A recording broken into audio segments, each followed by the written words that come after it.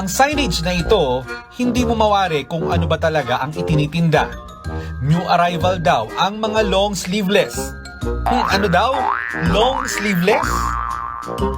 Eto naman, mukhang eksklusibo sa mga murderer ang itinitindang bag.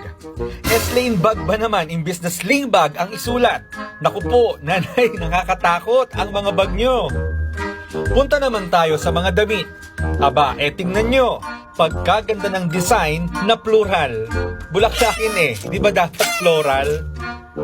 Protection ba ng cellphone ang hanap mo? Abay, bili na kay ate ng cellphone kissing. Siguradong may in love ka kapag ginamit mo ito. 20 pesos lang ang isa.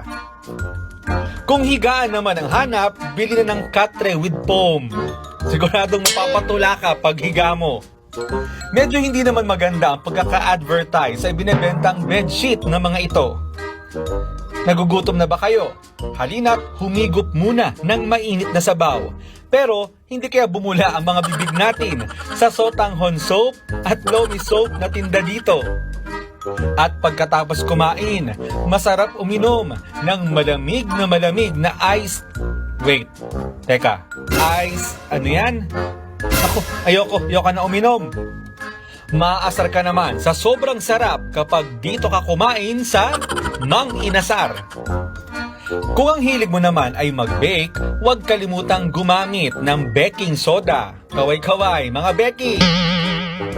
Mukhang mag-aaway naman kayo ng receptionist ng hotel na ito sa kung ano ba talaga ang ibig sabihin ng 24 hours.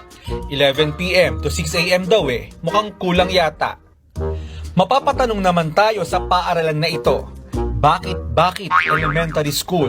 Ulit-ulit talaga dapat? Mapapainom ka naman kapag dito ka nag-aral sa Inuman Elementary School.